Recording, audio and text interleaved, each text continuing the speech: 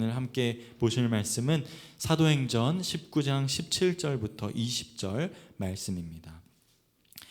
사도행전 19장 17절부터 20절까지 말씀입니다. 네, 한 목소리로 함께 합독해서 읽도록 하겠습니다. 에베소에 사는 유대인과 헬라인들이 다 이 일을 알고 두려워하며 주 예수의 이름을 높이고 믿는 사람들이 많이 와서 자복하여 행한 일을 알리며 또 마술을 행하던 많은 사람이 그 책을 모아 가지고 와서 모든 사람 앞에서 불사르니 그 책 값을 계산한즉 은 5만이나 되더라. 이와 같이 주의 말씀이 힘이 있어 흥황하여 세력을 얻으니라. 아멘. 할렐루야. 아멘. 수요예배 나오신 사랑하는 성도 여러분 환영하고 축복합니다. 사도행전을 묵상하는 가운데 오늘은 19장을 함께 묵상하기 원합니다. 19장의 말씀은 계속하여 이 선교를 이어가는 바울과 이 아볼로의 이야기를 담고 있습니다. 18장에서는 이 바울이 고린도 교회에서 선교하기도 하고 안디옥에 가서 선교하기도 했죠. 그리고 아볼로에 대한 이야기도 나왔어요. 알렉산드리아에 가가지고 선교를 해서 하나님의 권능을 나타내 보이는 그러한 말씀 또한 우리가 묵상하였습니다. 이러한 배경 가운데에 19장은 바울이 에베소에 나아간다는 것이죠. 에베소에서 아직 예수님을 모르고 있는 제자들에게 그들에게 나아가서 성령 세례를 베푸는 말씀으로 시작되게 됩니다. 그들은 하나님은 알고 있지만 예수님을 알지 못하였습니다. 세례 요한에게 회개 세례를 받았지만 내 뒤에 오시는 이를 믿으라 라는 이 세례 요한의 말에 응답을 아직 받지 못하여 예수님에 관한 소식을 아직 전해 듣지 못하였던 것이죠. 그래서 이제 그들에게 바울이 찾아가서 묻습니다. 너희가 어떠한 세례를 받았느냐? 그들이 대답하죠. 우리는 회개의 세례를 받았다. 세례 요한에게 세례를 받았다 라고 말합니다. 그러면 이제 바울이 그들에게 복음을 전하기 시작하는 겁니다. 너희가 정말로 성령 세례를 받아야 한다. 그 뒤를 이어오신 예수님에 대해서 알아야 하고 예수님을 통하여 하나님을 만나야 한다라고 이야기를 하며 그들에게 이제 세례를 베풉니다. 그 가운데에 말씀을 보니까 12명의 사람이 성령 세례를 받았다라고 말을 합니다. 그리고 바울은 그곳에서 더욱 많은 이들을 가르치기 시작해요. 그 일대에 에베소 일대에 많은 이들을 가르치면서 예수님의 복음을 전하기 시작하죠. 말씀에서 이야기하길 적어도 바울이 2년 동안 있었다고 이야기합니다. 어디에서 있었냐면 두란노 서원이라는 곳에서 제자들을 세우고 복음을 가르쳤다라고 말합니다. 그러면 그 기간 동안 많은 이들이 은혜를 누렸을 것 같아요. 또한 많은 이들이 악한 영으로부터 회개하고 또한 자신의 우상들을 다 내어놓고 부수는 행동을 하기 시작하였다는 것이죠. 19장의 말씀은 딱 여기서부터 본격적으로 진행되게 됩니다. 바울의 가르침으로 많은 이들이 예수의 길을 걷기 시작하였고 또한 그 뒤를 뒤따르면서 이 모든 일들이 처음에는 한 사람이 구원받고 한 사람이 회심하여 하나님께로 예수님께로 나아오는 이 모든 행동들이었는데 이제 더 이상 개인적인 종교의 생활이나 결단으로 넘어가지 않고 이제는 공동체로 넘어서기 시작했다는 거죠. 결단하며 사회적인 영향력을 행사하기 시작하였다는 것입니다. 오늘 말씀을 묵상하며 우리가 또한 묵상할 수 있는 것은 말씀의 능력이 개인을 넘어서 사회적인 영향력을 행사할 수 있는가에 대한 부분입니다. 정말로 나의 개인적인 부분을 넘어서서 나의 가정 가운데 내가 속한 공동체 가운데 이 모든 전 세계의 모든 이들에게 영향력을 줄 수 있는 힘이 있는가에 대해서 함께 묵상하기 원하는 것이죠. 성경의 많은 이들이 이러한 일들을 경험하였습니다. 하나님은 결코 하나님을 믿는 믿음과 그리고 하나님의 길을 따라 걷는 그러한 자들의 모습을 그러한 자신의 신앙을 개인적인 신앙과 개인적인 마음에 담아두지 않게 하시고 오직 모든 세상을 통하여서 전하고 그리고 사랑을 전하고 헌신하고 섬기게 하신다는 것이죠.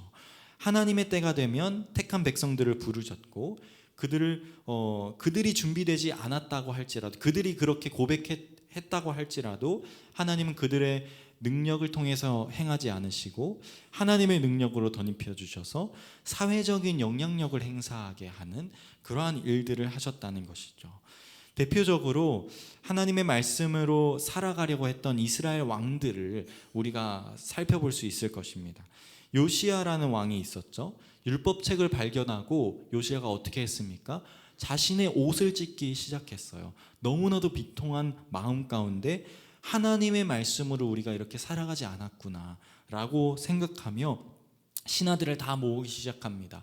우리가 정말로 하나님의 말씀대로 살아가자, 나라를 개혁하기 시작하죠. 히스기야 왕 또한 마찬가지입니다. 성전에 우상 숭배가 너무나도 많은 것들을 보면서 회심하기 시작하는 거예요. 그래서 가장 먼저 불렀던 사람들이 누구냐면 레위인들이었어요. 레위인들을 모아서 우리 함께 정말로 하나님의 말씀대로 살아가자, 하나님의 자녀답게 살아가자, 개혁운동을 하기 시작합니다. 이 외에도 너무나도 많은 성경의 인물들이 그리고 왕들이 하나님의 말씀을 경험하고 또한 하나님의 자녀답게 살아가기 위해서 내 자신을 먼저 회개하고 또한 그것으로 만족하지 않고 내가 속한 공동체, 내가 속한 나라를 변화시키기 위해서 노력했다는 것입니다. 이러한 모습은 현재를 살아가고 있는 우리에게도 마찬가지입니다. 18세기의 영국에서 엄청난 영향력을 준 인물이 있어요. 바로 누구냐면 윌리엄 윌버포스라는 사람인데요. 1759년도에 태어난 윌버포스는 1785년에 하나님을 만나서 정말로 깊이 회심하기 시작합니다. 하나님의 말씀을 깊이 묵상하기 시작하고 정말 하나님의 말씀이 무엇을 말하고 있는지 다시 한번 발견하기 시작하죠. 윌버포스는 영국의 국회의원이자 정치가였어요. 그러한 그가 하나님을 경험한 후에 가장 먼저 고백하는 말이 있습니다. 마음이 있습니다. 그게 무엇이냐면 모든 인간은 하나님의 형상대로 지음 받았고 그리스도 안에서 존엄한 존재이다 라는 사실입니다. 그러면 윌버포스는 누구도 내놓지 못한 제안을 세상에 꺼내놓기 시작하는 거예요. 무엇이냐면 노예제도 폐지라는 제안을 하기 시작합니다. 당시 18세기 영국은 전 세계의 무역의 중심지였어요. 어떤 무역의 중심지였냐면 노예 무역의 중심지였습니다. 아프리카에서 강제로 노예를 수입하고 그리고 아메리카 식민지의 노예들을 판매하였어요. 많은 이들이 이를 돈벌이로 사용하였고 너도 나도 더 많은 노예들을 팔기 위해서, 더 많은 노예들을 잡아들이기 위해서 열심히 일을 했습니다. 그 가운데 많은 사람들이 희생당해야만 했다는 것이죠. 노예 수송선에서부터 많은 노예들이 질식당해 죽고 굶어 죽고 고문당해서 죽고 그 가운데 얼마나 환경이 비위생적이었겠습니까? 병에 걸려 죽는 사람이 너무나도 많았습니다. 그럼에도 불구하고 사람들은 노예를 사고 파는 것에 더욱더 열심을 내었어요. 왜 그렇겠습니까? 돈 때문이었다는 것이죠. 윌버포스의 제안은 영국의 모든 사람에게 비난을 샀습니다. 노예제도 자체가 어떻게 보면 이 영국 안에서 경제의 중심이었기 때문에 너도 나도 반대하였습니다. 하지만 1789년부터 약 20년 동안 이 윌버포스가 국회의원으로서 계속해서 해마다 이 제도에 대한 법안을 국회에 상정하기 시작합니다.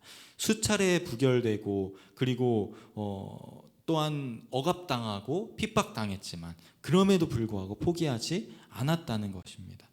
그렇게 세월이 지나서 1807년이 돼서야 노예무역 금지 법안이 통과되는 역사가 일어나게 됩니다. 그리고 1833년에 윌버포스가 죽기 바로 며칠 전에 영국의 전 지역에 노예제도 폐지 법안이 통과되었다는 발표가 나게 되는 것이죠. 윌버포스는 노예제도 폐지를 주장하며 이런 글을 남겼습니다. 노예무역은 신앙 없는 자들이 행하는 것이 아니라 신앙을 가진 우리가 침묵할 때 지속된다. 말씀은 단지 마음을 위로하는 것이 아니라 세상을 정의로 돌이키게 만드는 불꽃이다 라는 말을 남겼습니다. 윌버포스는 정말 하나님의 말씀을 자신의 개인적인 신앙으로 먼저 담아냈고 또 그것에 그치지 않고 온전히 내가 속한 공동체에, 내가 살아가는 이 나라 가운데에, 모든 삶 가운데 하나님의 은혜가 덧입혀지기를 간절히 바라면서 일했던 것이죠. 그러한 마음을 하나님께서 또한 사용하셨던 것입니다. 오늘 본문 말씀인 사도행전 19장 또한 이러한 일이 일어나게 됩니다. 바울이 선포한 말씀으로 많은 이들이 예수님의 이름으로 다시금 회심하게 되는 것이죠. 바울이 모든 제자들에게 예수님의 복음을 전했고 그 모든 제자들이 회심하여서 자신의 신앙을 넘어서서 세상 속으로 나아가기 시작했습니다. 모든 공동체를 변화시키기 위하여서 노력하기 시작하였고 자신의 가정부터 시작하여 자신이 만나는 모든 사람들에게 하나님의 복음을 전하고 하나님의 사랑을 전하기 시작했던 것이죠. 그 힘이 어디까지 전해졌냐면 마술을 부리던 자들까지 소문이 났다고 말씀에서 이야기하고 있어요. 그래서 당시 마술을 부리면서 사람들을 어떠한 귀신에서 쫓게 만든다든지 아니면은 다른 사람을 하는 일을 범한다든지 아니면은 병중에 있는 사람을 회복시키는 그러한 마술을 부리는 사람들, 그렇게 해서 사람들을 현혹시키는 많은 이러한 마술꾼들이 도리어 어떠한 일을 행하냐면 예수님의 이름으로 마술을 행하는 일들이 벌어지게 된다는 거예요. 예수의 이름에 힘이 있다라는 이 소문을 듣고 다른 사람에게 찾아가서 내가 예수의 이름으로 귀신이 쫓아갈 것을 원합니다 라고 이러면서 이제 마술을 부리기 시작한다는 것이죠. 결국 이 귀신 들린 이들의 정체와 연약함들을 자신들이 알게 되고 귀신들이 그들을 핍박하기 시작하는데 15절 말씀에 이런 말씀이 그럼에 나와요. 악귀가 이렇게 그 마술사들에게 이렇게 대답하기 시작하는 겁니다. 악귀가 대답하여 이르되 내가 예수도 알고 바울도 알거니와 너희는 누구냐 하며 악귀 들린 사람이 그들에게 뛰어올라 눌러 이기니 그들이 상하여 벗은 몸으로 그 집에서 도망하는지라. 모든 사람들이 이 예수의 이름의 권능을 바라보기 시작했다는 것이죠. 심지어 마술꾼 또한, 우상 숭배하는 자들 또한 예수의 이름에 힘이 있다고 말하니까 예수의 이름으로 내가 벌어먹고자 하는 그러한 욕망 가운데 사로잡혔다는 것입니다. 근데 도리어 어떻게 되었습니까? 악귀들이 예수님의 이름은 알고 내가 바울의 이름은 아는데 근데 너는 누구냐? 너는 뭔데 예수의 이름으로 힘을 행하려고 하느냐라고 그들을 도리어 겁박하는 역사가 일어나게 되었다는 것입니다. 이 소문을 듣고 더 많은 사람들이 예수님의 이름을 두려워하기 시작합니다. 그리고 그 이름에 능력이 있음을 확신하기 시작하는 것이죠. 믿는 사람들은 자신의 죄를 회개하면서 뜰에 나와서 막 기도하기 시작하고 회개하며 회심하기 시작하였고 마술을 행하던 많은 사람들은 자신이 공부하던 모든 책들을 다 모아서 사람들이 보이는 앞에서 막 불태우기 시작합니다. 당시 많은 마술사들이 불사른 이 책 값을 합산해 보면 말씀에서 이야기하길 은 5만이 된다고 하는데 그 돈을 지금의 돈으로 환산하면 어떻게 될까 제가 찾아보았는데 여기서 이 은 한 개가 노동자의 하루 일당이라고 말합니다. 1드라크마라고 이제 불렀는데 현재 시대에 예를 들어서 노동자의 일꾼 하루의 일당이 예를 들어 10만 원이라고 한다면 이 10만 원에 이 1드라크마라고 할 수 있겠죠. 1드라크마가 5만 드라크마만큼 있는 것이니까 이 은 5만이라는 것을 합산하면 현재의 돈으로 50억 원이 된다는 거예요. 그러니까 어마무시한 이 그 일대의 모든 마술사들이 자신의 모든 그 공부했던 책들 다 필요 없다라고 말하면서 그 사람들이 모이는 모든 광장 앞에 내어놓고 불사르기 시작했다는 것입니다. 그것이 정말로 지금으로 환산하자면 그거보다 더 많았겠지만 50억 원보다 더 많은 원의 돈을 다 태우는 그러한 역사가 일어났다는 것이죠. 어마어마한 숫자의 돈입니다. 거의 에베소에 있는 모든 마술사들이 자신의 죄를 회개하면서 나아갔다라고 볼 수 있는 것이죠. 예수님의 능력 앞에 굴복했다는 것입니다. 19절 20절에 그러면 이런 말씀이 나옵니다. 또 마술을 행하던 많은 사람이 그 책을 모아 가지고 와서 모든 사람 앞에 불사르니 그 책 값을 계산한즉 은 5만이 되더라. 이와 같이 주의 말씀이 힘이 있어 흥왕하여 세력을 얻으니라 라는 말씀이 나오게 되는 것입니다. 사랑하는 성도 여러분, 우리 또한 바울과 같이 그리고 아볼로와 같이 이러한 믿음을 가진 자여야 할 것입니다. 그리고 믿음을 행할 줄 아는 자여야 할 것입니다. 나의 마음 가운데, 나의 신앙 가운데에 하나님의 마음과 하나님의 은혜가 있는 것 너무나도 중요하지만 그러한 것들을 나의 가정 가운데 그리고 나의 공동체 가운데 내가 지금 만나는 모든 사람 가운데 그러한 은혜를 전할 수 있는 자, 세력을 넓힐 수 있는 자 되어야 한다는 것입니다. 우린 살아가며 너무나도 많은 불의와 타협하고 당연한 전통 앞에 하나님의 말씀을 더욱 생각하지 못하며 살아가곤 합니다. 18세기 많은 사람들이 하나님을 예배했습니다. 그 당시에 영국에 얼마나 많은 사람들이 하나님을 알았겠습니까? 하나님을 예배하고 기도했을 것입니다. 자신의 재정을 위해서 기도했겠죠. 자신의 평안을 위해서 기도했겠죠. 자신의 가정의 더욱더 부귀영화를 위해서 기도했겠죠. 그러면 그 모든 근거 앞에 더욱더 노예를 사들이고 더욱더 노예를 열심히 팔아야 하는 사람들이었겠죠. 그렇게 행하지 않더라도 그 모든 것들을 모른 척하면서 살아가야 했던 사람들이었습니다. 그럼에도 불구하고 그 가운데 한 사람만 눈이 깨어 있었다는 것이죠. 하나님의 마음을 온전히 이해하는 사람, 하나님의 은혜를 온전히 간구하는 사람이 그 사람이 온전히 그 사회를 바라보고 그 공동체를 바라보고 그 나 자신을 바라보면서 진정으로 회개하고 회심하기 시작했다는 것입니다.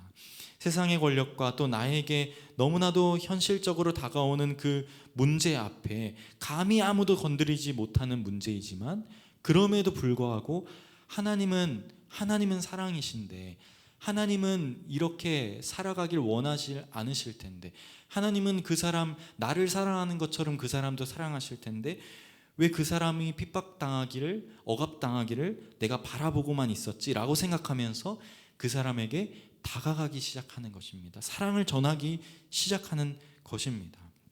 중요한 것은 세상도 그러한 믿음의 사람들을 결코 무시할 수 없다는 것입니다.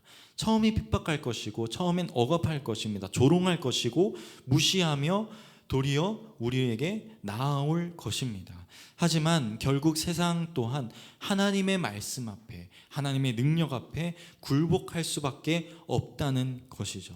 오늘 살펴본 말씀이 20절까지의 말씀이에요. 21절부터 시작하는 19장의 말씀은 이러한 사회적 흐름에 반대하는 세력들이 나오게 됩니다. 바울의 공동체를 억압하는 내용이 담겨 있습니다. 사람들은 바울과 함께 있었던 가이오라는 사람 그리고 아리스다고라는 사람을 붙잡아서 연극장으로 끌고 가게 됩니다. 사람들은 자신이 섬기던 우상이 있었어요. 아데미라는 우상이 있었는데 이 아데미라는 우상을 섬기는 이 모든 세력들이 약화되기 시작하는 거예요. 많은 사람들이 그것에 돈을 주고 팔기 시작했기 때문이겠죠. 성전을 건축하는 돈, 그리고 아데미를 섬기는 돈, 그리고 아데미의 우상의 동상을 만드는 돈, 모든 그 돈에 관련되어 있던 사람들이 다 나와와서 지금 이 바울과 바울의 공동체 그리고 특별히 오늘 본문 말씀에서 가이오와 아리스다고 이 19장의 말씀에 등장하는 이 두 명의 사람들을 핍박하기 시작하였다는 것입니다. 그들은 가이오와 아리스다고를 향해 죽일 듯이 소리쳤습니다. 그리고 재판을 받아 벌을 받기를 바랬죠. 하지만 서기장이 나와서 모든 무리들을 진정시키고 핍박하는 모든 이들을 정죄하기 시작하는 것입니다. 37절부터 39절 말씀 함께 한번 읽어보기 원하는데요. 앞에 띄워드리니 함께 읽어보겠습니다. 시작. 신전의 물건을 도둑질하지도 아니하였고 우리 여신을 비방하지도 아니한 이 사람들을 너희가 붙잡아 왔으니 만일 데마드리오와 그와 함께 있는 직공들이 누구에게 고발할 것이 있으면 재판날도 있고 총독들도 있으니 피차 고소할 것이요 만일 그 외에 무엇을 원하면 정식으로 민회에서 결정할지라. 아멘. 결국 그들은 아무것도 반론하지 못하고 도리어 이 서기장의 말에 그저 흩어져 나아갔습니다. 이것이 바로 하나님의 능력인 것이죠. 하나님의 인도하심인 것이죠. 이 서기장이 하나님을 아는 자였습니까? 하나님을 섬기는 자였습니까? 예수님을 섬겨서 성령 세례를 받아왔던 자였습니까? 아니었다는 것이죠. 도리어 그 사람들과 함께 우상 숭배하며 그러한 우상을 섬기며 그렇게 살아갔던 자였는데 이 사람이 그렇게 그 사람들에게 말하는 것입니다. 우리를 섬기는 신을 이 사람이 핍박하였냐, 욕보였냐, 아니면 우리를 해하였냐, 아무것도 안 하였다. 우리가 이들을 고발할 이유가 아무것도 없다라고 얘기하면서 도리어 그 사람들에게 그 사람들의 마음을 정죄하고 너희가 정말로 이 사람들의 죄를 알면 민회에 고발해라 라고 이야기한다는 것입니다. 복음의 능력을 믿음으로 담대하게 나아갔을 때, 그러한 믿음으로 함께 나아갔을 때 우리는 우리가 속한 공동체를 변화시킬 수 있게 하나님께서 인도하신다는 것입니다. 사랑하는 성도 여러분, 우리의 믿음은 우리의 개인적인 신앙만을 위한 것이 아님을 우리가 오늘 본문 말씀을 통해서 알 수 있게 되는 것입니다. 우리가 하나님의 은혜를 구하며 나아가겠죠. 우리의 가정을 위하여서 간절히 기도하며 자녀들을 위하여서 기도하며 나아가겠죠. 그럼에도 불구하고 그 모든 것을 뛰어넘어서 우리 또한 성벽 밖으로 나아갈 수 있어야 한다는 것입니다. 내 자신과 같이 나의 이웃을 사랑하라고 말씀하신 그 예수님의 말씀처럼 우리 또한 이제는 모든 사람들에게 하나님의 사랑을 전할 수 있는 자 되어야 한다는 것입니다. 그때에 무엇이 일어나냐면 하나님의 인도하심을 우리가 경험할 수 있게 된다는 것입니다. 하나님께서 우리의 마음과 우리의 생각과 우리의 상황과 형편에 뛰어넘어서 더욱더 하나님을 믿지 않는 자들까지 사용하시면서 그 모든 공동체를 하나님의 나라로 만들고 계신다는 것입니다. 골로새서 1장 6절 말씀에 이런 말씀이 있는데 제가 읽어 드릴게요. 이 복음이 이미 너희에게 이름에 너희가 듣고 참으로 하나님의 은혜를 깨달은 날부터 너희 중에서와 같이 또한 온 천하에서 열매를 맺어 자라나는도다. 아멘. 우리가 복음을 온전히 마음에 담아 하나님의 은혜를 참으로 깨달아 나에게 그리고 내가 속한 공동체 그리고 내가 만나는 모든 사람들에게 전할 때 하나님께서는 온 천하에 하나님의 열매를 맺게 하실 것이다 라고 말하고 있는 것입니다. 이처럼 여기 계신 모든 분들이 하나님의 은혜를 깨달아 알아 온전히 나로부터 시작되는 하나님의 은혜, 나로부터 시작되는 하나님의 열매들을 씨앗들을 경험하는 우리 모두 되기를 간절히 소원합니다. 내가 만나는 모든 사람들을 함께 신앙생활하는 모든 공동체를 변화시키며 나아가는 것이죠. 그러한 믿음으로 나아가게 하시는 것입니다. 온전히 나의 믿음만이 뿐만 아니라 내 삶뿐만 아니라 나의 상황과 형편뿐만 아니라 온 세상을 변화시키실 하나님, 이 나라를 변화시키실 하나님, 나의 가정을 변화시키실 하나님, 나를 변화시키신 것처럼 이제는 나의 가정 또한 변화시킬 것이다. 그리고 내가 속한 공동체도 변화시킬 것이다. 정말로 바라보고만 있노라면 그냥 시험이 드는 사람들도 있잖아요. 그 사람 정말 만나기 싫다. 오늘 교회 갔는데 그 사람 안 마주쳤으면 좋겠다 라고 고백하면서 기도할 때도 있잖아요. 가정에서도 있고 그리고 사회에서도 있습니다. 이웃에서 살아가면서도 느끼게 되는 감정이죠. 그렇지만 우리가 그렇게 살아가야겠냐는 거죠. 그리스도인 된 삶을 살아가야 하는 우리인데, 하나님의 자녀로 오늘 하루도 살아가라고 말하는 우리인데, 나를 변화시키셨는데 왜 그 사람을 변화시키진 못할 것이라고 왜 그렇게 생각하느냐는 것입니다. 우리가 정말로 간절히 그 사람을 위하여서 기도하고, 그 공동체를 위하여서 기도하고, 우리 교회를 위해서 기도하고, 또한 우리 모든 일대를, 이 지역을 위하여서 기도하고, 우리 대한민국을 위하여서 기도한다면 하나님께서 정말로 역사하실 것이다. 하나님께서 정말로 모든 상황과 형편을 다 뚫고 하나님의 능력으로 행할 것이다 라고 왜 믿지 못하느냐는 것입니다. 오늘 하루를 통하여서 그러한 믿음으로 살아가는 우리 모두 되기를 간절히 소원합니다. 우리가 기도할 때 하나님께서 역사하실 것이고, 우리가 기도할 때 우리의 가정과 우리 공동체 가운데, 우리 교회 가운데, 우리의 모든 만남 가운데 하나님께서 임재하실 것을 믿음으로 나아가는 저와 여러분 되기를 간절히 기도하고 소망합니다. 함께 제가 기도하겠습니다. 사랑해 주님 감사합니다. 이 시간을